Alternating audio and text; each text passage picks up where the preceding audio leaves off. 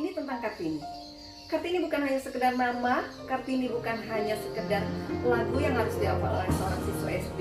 Kartini bukan hanya sekedar kebaya yang menjadi simbol perempuan Indonesia, tetapi Kartini lebih daripada itu. Kartini mengajarkan kita bagaimana menjadi manusia sepenuhnya tanpa harus berhenti menjadi wanita sepenuhnya. Dan ini makna Kartini dari akademisi perempuan Indonesia perbatasan.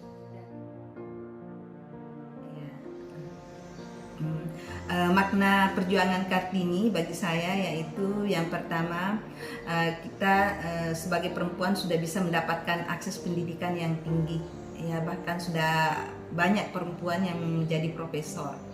Nah, yang selanjutnya juga bisa mengembangkan karir. Jadi banyak perempuan baik dari di pemerintahan maupun swasta sudah bisa menjadi berkarir yang jauh lebih tinggi, bahkan sudah ada beberapa menteri ya perempuan. Dan yang selanjutnya itu juga mendorong rasa percaya diri perempuan itu sendiri, dan yang paling utama bahwa perempuan itu sudah lebih mandiri dalam berbagai hal. Nah, ini yang makna daripada perjuangan Kartini yang kita sama-sama sudah rasakan saat ini. Menurut saya adalah bahwa setiap wanita, khususnya di Indonesia, mampu untuk berperan aktif dan berkontribusi positif terhadap apa yang dilakukan atau sesuai dengan bidangnya masing-masing. Saya bergerak di bidang pendidikan, sangat berharap bahwa wanita-wanita di Indonesia mampu untuk mengenyam pendidikan dengan baik, mengenyam pendidikan setinggi-tingginya dalam rangka meningkatkan kualitas hidup. Makna Kartini buat saya, wanita itu tidak hanya perlu pintar dan cantik, tetapi juga mereka harus good attitude. Wanita harus bisa menentukan arah masa depan, meraih cita-cita dan mimpi-mimpi indah mereka tanpa harus ada paksaan dari pihak manapun. Kartini bagi saya adalah wanita perjuangan yang memperjuangkan hak-hak wanita untuk memperoleh pendidikan. Sehingga saat ini kita wanita-wanita Indonesia turut ambil bagian dalam mencerdaskan kehidupan bangsa. Salah satu menerbitkan buku, yaitu Hadis Gelap Terbitlah Terang. Menurut saya maksudnya dari situ, di sini derajat seorang perempuan itu sama. Tidak ada lagi namanya penindasan antara laki-laki kepada kaum Kartini, di mana Ibu Kartini telah berjuang untuk memperjuangkan hak-hak wanita, yaitu baik itu melalui pendidikan dan lain sebagainya.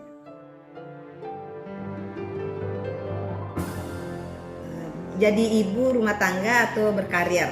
Nah, ini kita berharap sebagai perempuan itu sukses dua-duanya. Tapi yang paling penting bahwa kita harus mampu mengatur waktu dengan baik. Juga kita menjaga pola hidup dan kestabilan emosi. Ya, jadi itu sangat penting, dan tetap ada waktu untuk diri sendiri. Kemudian kita memiliki komunikasi yang baik, itu sangat penting karena komunikasi itu bisa memberikan dampak yang positif terhadap lingkungan di sekitar kita.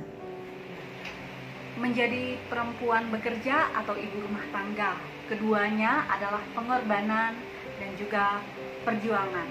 Setiap wanita berhak menentukan pilihannya itu. Ibu yang bekerja mengorbankan waktunya dengan keluarga untuk menghasilkan karya di luar sana. Sedangkan ibu rumah tangga mengorbankan kesempatannya untuk berkarir sehingga bisa merawat keluarganya. Bekerja atau menjadi ibu rumah tangga. Kedua hal itu tidak bisa terpisahkan, karena wanita adalah sosok yang istimewa, sangat pintar dan luar biasa. Karena itulah segala sesuatu butuh sentuhan seorang wanita.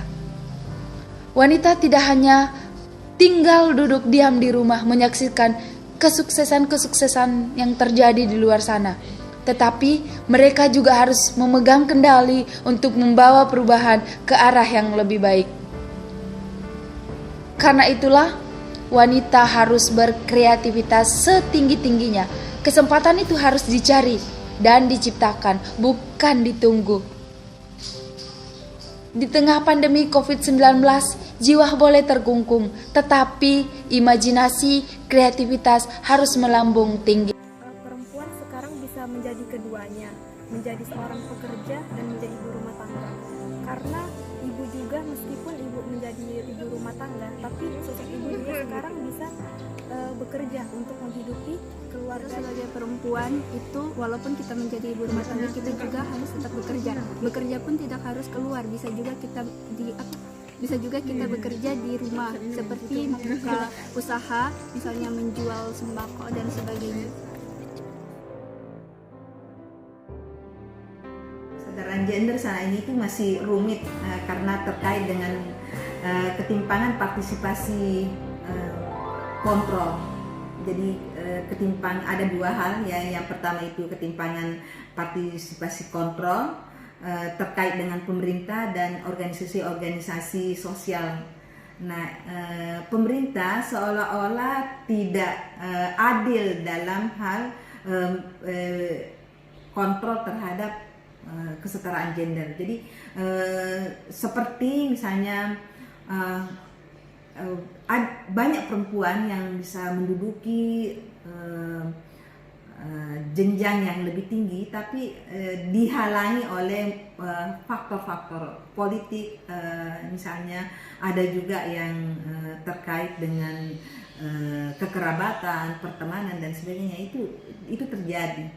Nah, itu hal-hal yang seperti itu merupakan ketimpangan daripada partisipasi kontrol dari baik pemerintah maupun organisasi-organisasi. Organisasi-organisasi perempuan itu tidak begitu berdaya untuk melakukan itu karena ada kendali dari pemerintah yang sangat kuat.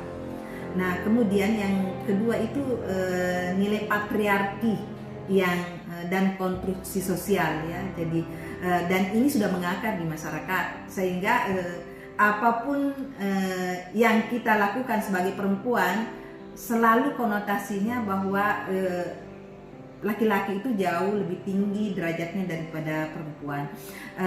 Perempuan itu adalah yang nomor 2, bukan yang nomor 1 dalam hal, baik itu dalam hal pengambilan keputusan maupun dalam hal aplikasi daripada keputusan itu sendiri. Jadi tetaplah perempuan masih dianggap nomor 2. Nah, itu untuk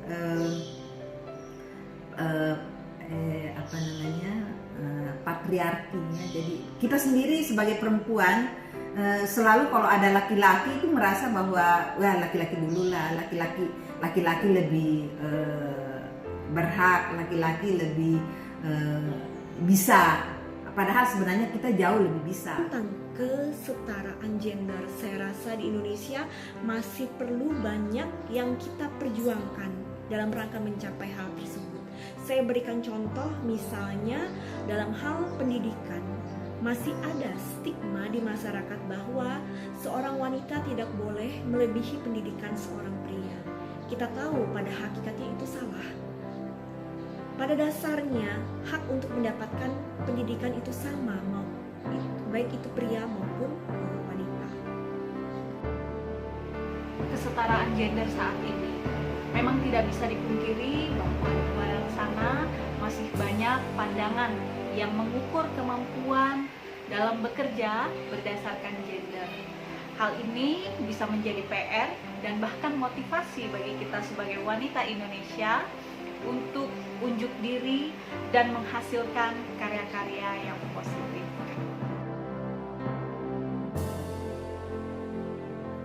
Sebagai bagian daripada tim manajemen Politeknik Negeri Nunukan dan sebagai perempuan, maka